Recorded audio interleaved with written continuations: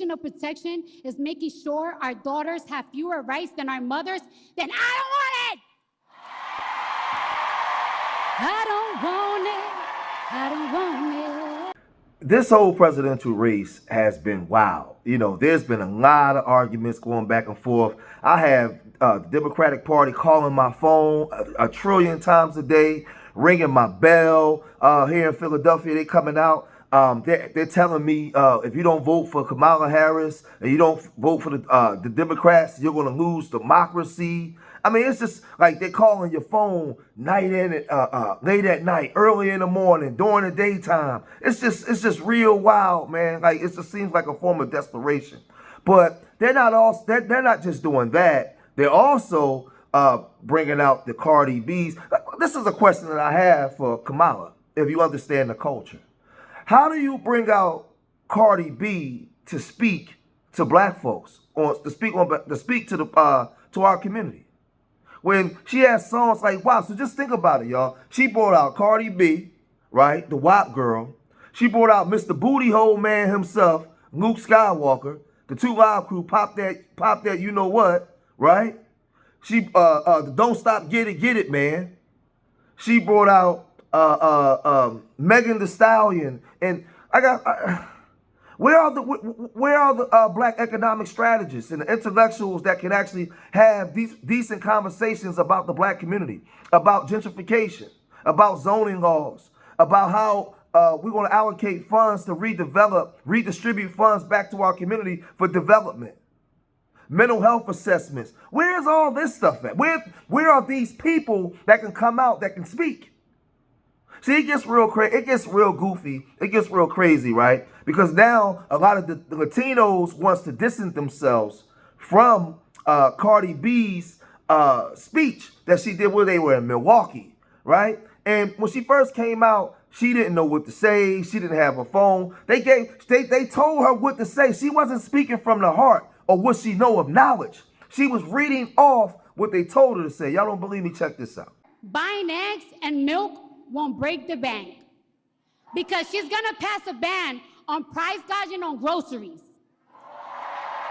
And she told me that in my face, so she better not lie to me in my face. Yeah, I believe her when she says she will make housing more affordable by providing Americans with $25,000 in down payment assistance. Yeah, hold on, I got more. Yeah, she's promising a lot. And I believe her when she says she will provide a tax cut to 100 million middle-class Americans. That's a lot of Americans. And that includes $6,000 for parents in the first year of child's life. Y'all remember when they used to do that? Y'all remember when this country used to do that? Yeah. And speaking of healthcare, let's talk about it. Let's talk about healthcare. Did you hear what Donald Trump said the other day? Y'all heard what he said? All right, I'm gonna tell you right now. Let me drink my water. Yeah, stay hydrated. He said he's gonna protect women whether they like it or not. He said he's gonna protect women whether they like it or not. I'm repeating it. Donnie Dunk, please. Protection for women, especially if we're talking about maternal and mental health care, isn't telling them what to do with their bodies. It's supporting them and giving them the care they need for what they choose to do with their bodies. I don't play that. People like Donald Trump don't believe women deserve rights. And when those rights are taken away, they are nowhere to be found. When a mother's going through postpartum, he's not there to hold her hand. When a child is in foster care or in a shelter because their mother is not mentally stable or financially stable to take care of them, they're not there. The people outside planning, they're not there. They're all gone. Those people outside Planned Parenthood screaming at women's faces, they don't be there when women go through stuff. They don't.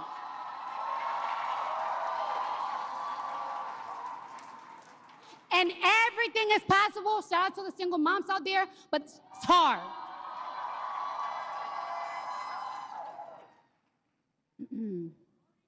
Trump says he's going to protect women whether they like it or not. Well, if his definition of protection is not the freedom of choice, if his definition of protection is making sure our daughters have fewer rights than our mothers, then I don't want it. I don't want it. I don't want it. So a lot of people have been voicing their opinions on this situation, right? As far as, because make no mistake about it. Just because I get at the Democratic Party, that doesn't mean that I'm a fan of Trump. I'm not a fan of Trump either. I'm not a fan of neither one. I'm not in support of Trump's judges that he has sitting on the benches. Man, this thing is crazy. I'm not a fan of the rhetoric that Trump speaks at times, or he allows his friends in the party to speak. Because that comment that he made about Puerto Ricans and Puerto Rico, that was insane. That was insane to get up there and say something like that. And what happens is Trump has put up a mirror in front of America to show you just how America still is. So when you say make America great again, it was great for a certain group of demographic of people, right? And that demographic now is reemerging and showing themselves of who they really are. They're taking the veils off again. That's what Trump has done. But the thing is, I don't like his Supreme Court justices that was put there. I don't like his appeals court judges. So there's a couple things that goes on that I don't agree with Trump, right? But Tariq Nasheed spoke on the situation with Cardi B, right? He spoke to what he saw and he said this. Ali, Cardi B, Cardi B, Cardi B. To me, it was a bad look. Cardi B is out there, poor thing. And Cardi B is an entertainer. The Democrats are desperate. They're wheeling out a bunch of entertainers who cannot really articulate any political point succinctly at all because that's not their lane. It's a bad look when they're trying to wheel these entertainers out to speak. It's just not hidden. Even when our good sister Beyonce, I love Beyonce to life, but Beyonce didn't really say anything profound. I'm a mother. Okay, all right. I mean, I love Beyonce, but and just like the audience, they didn't want to hear a 4-minute speech. They want you to get out there and sing Survivor. You dig? We don't want to hear 4-minute speech. We want to hear you sing Drunken Love. You dig? And then they're bringing out these rappers. They're bringing out Cardi B, and that's a horrible look because Cardi B could not articulate herself. She was trying to read, and poor thing was sounding almost illiterate. That wasn't a good look. That didn't hit like they thought it was going to hit. They're trying to galvanize a certain base, and that didn't work. That kind of backfired. And that was a bad look. And let me explain to you guys some of the reasons why that was a bad look. Number one, man, what it does, Cardi B going out there inarticulate and unprepared and babbling and Donald Trump has said, you know what, that reinforces stereotypes. I don't want that out there because they don't chop that up as um ratchet Latino culture. When she's up there, you know, sounding illiterate and all that, they try to associate that with blackness. See, I don't want none of that stuff representing us. You understand? So yeah, her going up there and just that whole thing, the coochie popping and all of that. I'm tired of them, the DNC, reinforcing these weird stereotypes. I don't like that. You understand? And also another thing, man. it alienates a lot of the real demographics of the voters. See, they're thinking that this is appealing to black voters, but in reality, it's somewhat patronizing. A lot of us feel patronized by that. It feels condescending to bring these people out to do all of these ratchet gestures. Many of us are just offended by it. It's like, okay, you got these inarticulate people babbling and mumbling. Okay, this is what you think is going to appeal to us? You understand everything about Kamala Harris's blackness appeal. It's stereotypical. I make greens, okay? I make the best greens. I'm serious. Okay, that's not what. Okay, even the way you talk about your greens, that ain't what we do. But that's not the totality of our culture. You understand? Another reason why this was a horrible look for the campaign, it does a lot of damage to the campaign's credibility. Because the thing is, Cardi B, they bring her out here. This is their grand finale to bring her out. This is their big endorsement, and she's up there flopping left and right, can articulate herself, stumbling over her words, um, not able to think on her feet. And this whole unpreparedness, this represents their damn campaign. And this is going to represent Kamala Harris's um, tenure as president if she's elected. Is this type of unpreparedness? Is this what we have to look forward to? This type of unprofessionalism? You understand? That's just not a good look. That's a reflection of your campaign. I'm gonna say to the black community as a black man, what is your agenda? What is the black agenda? Not just voting for Kamala Harris. Because see, I want to say this. My conversation ain't even for the Republican Party because we've always voted Democrat. We've always voted Democrats. Me living in Philadelphia, that's just where we voted, right? My conversation is what is the plan for what we see going on in our cities on the East Coast, where we see a large infiltration of these other groups coming in. What is Philadelphia going to look like in the next 5 to 10 years? The Latino community is rising, increasing fast.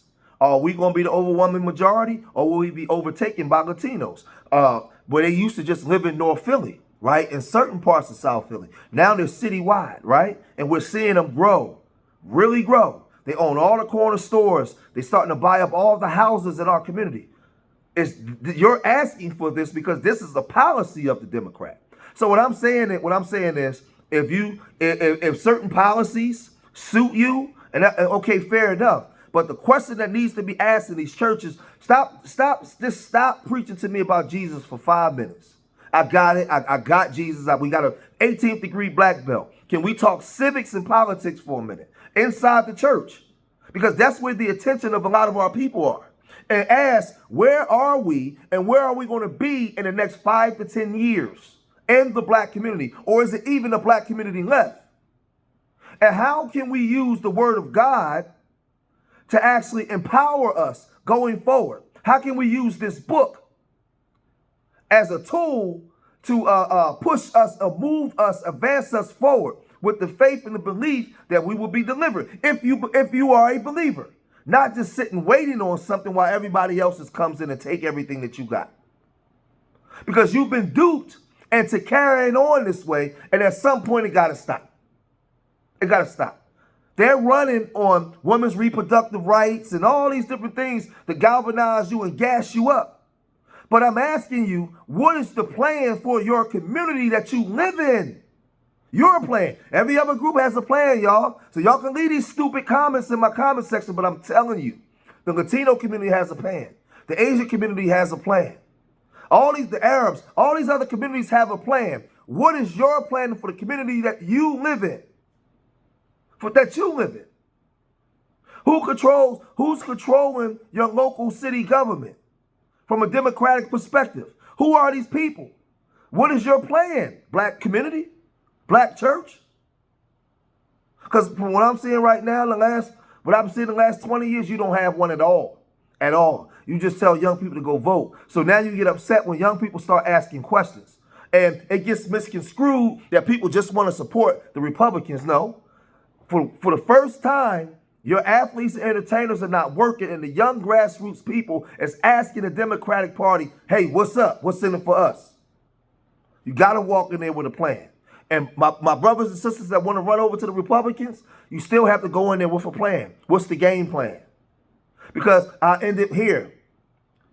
Just because you say that the Republicans don't like us, right? All of a sudden the Democrats like us. All of a sudden the Democrats. When have W folks ever really been our friends? It don't matter what party they are. When have they been our friends?